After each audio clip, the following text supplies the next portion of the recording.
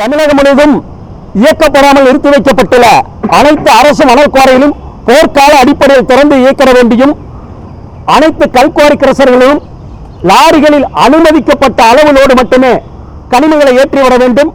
அதிக பாரம் ஏற்றிவிடும் கல்குவாரி கிரசருக்கு வழங்கப்பட்ட அனுமதியை ரத்து செய்ய வேண்டும். அவர்கள் மீது வழக்கு பதிவு செய்து நடவடிக்கை எடுக்கப்பட வேண்டும்.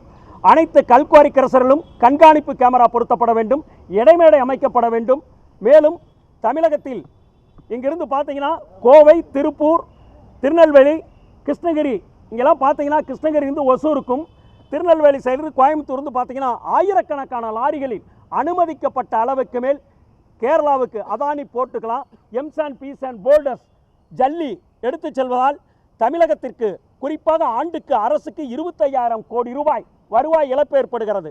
இந்த வருவாய் இழப்பை தடுத்து அரசுக்கு கூடுதல் வருவாய் கிடைத்திட அண்டை மாநிலங்களுக்கு கனிமங்கள் எடுத்து செல்வதை தடை செய்ய வேண்டி மனு கொடுத்துள்ளோம். அனைத்தும் பரிசீலித்து நடவடிக்கை எடுக்கப்படும் என்று கூறியுள்ளார்.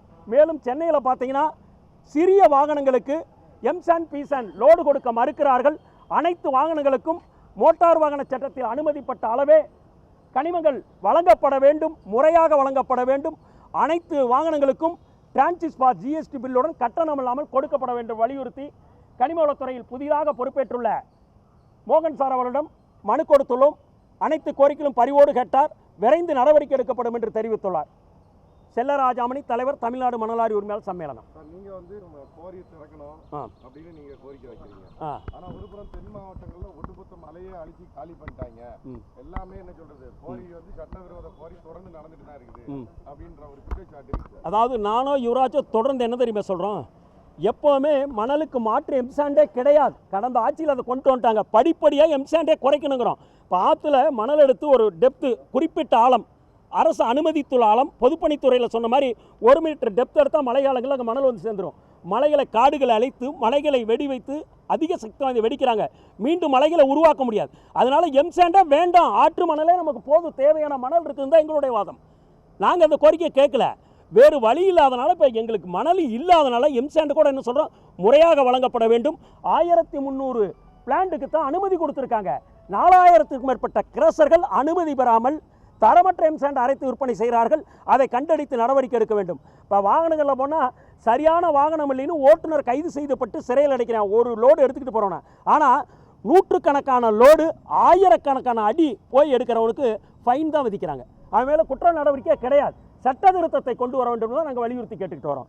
இது பொதுமக்களுக்காக தான், எங்களுக்கு மட்டும் இல்லை. 4000க்கு மேல கோரி வந்து சட்டவிரோதமாக பேர் சொல்லுங்க, எங்க இந்த மாவட்டத்தில் என்னன்றது அதுதான் வந்து இப்போ இங்கே செங்கல்பட்டு மாவட்டம் எடுத்திங்கன்னா 269 க்ரஷர் இருக்குது, லிஸ்ட்டே கொடுத்துருக்கு. இது பொல்யூஷனில் கொடுத்தது. ஆனால் வெறும் 35 பேருக்கு தான் அனுமதி கொடுத்துருக்கான். காஞ்சிபுரம் பார்த்திங்கன்னா 162 க்ரஷ் யூனிட் இருக்குது, பொல்யூஷன் சர்டிஃபிகேட் இருக்குது. ஆனால் கனிமவளத்துறை அனுமதி கொடுத்து 28 பேர் தான்.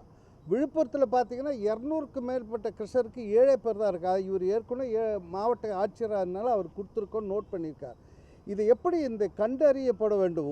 ஒரு மலையிலையும் விபத்து நடந்த பிறகு தான் நீங்களும் மாவட்ட ஆட்சியரை போய் பார்த்தா தான் அந்த மலை வந்து போர்ஜரி மலை, அனுமதி இல்லாத மலை, அதிக ஆழம் எடுத்தது, இதெல்லாம் தெரியுது. அப்போ இதை கண்காணிக்கிறதுக்கு அரசு வந்து என்எம்ஆரை நியமிச்சோ மேன் பவர் நியமித்து இந்த 4000 க்ரஷரை பார்க்கணுன்ற திட்டம் இப்போ ஏதோ ஒன்று எடுத்துகிட்டு வந்தாங்க. அதை நாங்கள் வரவேற்கிறோன்னு ஏன் சொன்னோன்னா, இப்போ நீங்கள் கேட்டிங்களே இது எப்படி தெரியணும், இது தெரிய வேண்டும் என்பது தான் எங்களுடைய கோரிக்கை. அதுதான் இன்றைக்கி லிஸ்ட்டு கொடுத்துருக்கோம். இதை கண்காணிக்கிறதுக்கு ஒரு மாவட்டத்தில் மைன்ஸ் டிபார்ட்மெண்ட் இருக்காங்க. ஆமாம், என்ன பண்ணுறாங்க, தேரால் கொள்ளுடுத்த குவாரி ஓனர்ஸ், கூட்டு களவாணிகள், அதை கண்டறிந்து நடவடிக்கை எடுத்து தான் நாங்கள் போராட்டம் நடத்திக்கிட்டு இருக்கோம். இந்த போராட்டம் எங்களுக்கு மட்டும் பத்திரிகையாளர்களுக்கும் பொதுமக்களுக்கு சேர்ந்து தான் இந்த போராட்டம் நடத்துகிறோம். நடவடிக்கை எடுக்கிறதுக்கு தான் சொல்கிறோம். அமைச்சர் எப்பவுமே நீங்கள் சொல்கிறது கரெக்டான வேலை தான்.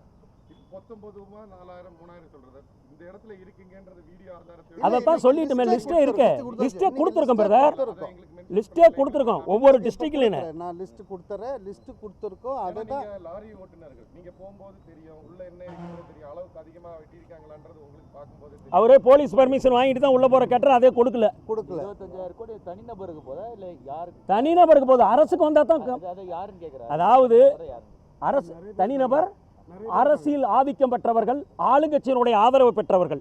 ஏன்னு கேளுங்க, அந்த பேரை சொன்னால் இப்போ புதுக்கோட்டையில் மாதிரி வண்டி விட்டு கொலை பண்ணிடுவான். எனக்கு குடும்பம் இருக்குல்ல, என்னால் இவ்வளோ தான் சொல்ல முடியும். இதுக்கு மேலே அரசு அதிகாரி எதுக்கு இருக்காங்க? உளவுத்துறை போலீஸ் எதுக்கு இருக்காங்க? அவங்க தானே கண்டறியணும். இப்போ போலீஸ் எனக்கு மிரட்டல் இருக்குன்னு யுவராஜ் மனு கொடுத்தாரு. எதுக்கு கொடுத்தாரு? கனிம வள கொள்ளை கண்டித்து கொடுத்தவனை பூரா கொண்டுகிட்டு வர்றான். நீங்கள் என்ன யாருன்னு கேட்டு இப்போ எங்களையும் முடிக்க பார்க்குறீங்களா? ஏதோ பத்திரிக்கை ஊடகத்துறை தான் எங்களுக்கு சப்போர்ட்டாக இருக்கீங்கன்னு நினச்சிக்கிட்டு இருக்கோம். இந்த ஊழலாம் நீங்கள் தான் வெளிச்சத்துக்கு கொண்டு வரீங்க. இதுக்கு மேலே அரசு தூங்கி கொண்டிருந்தால் நான் எதுவும் சொல்கிறதுக்கு இல்லை. அவ்வளோதான். தேங்க்யூ. மணல் வந்தாலும் எங்க போகிறது?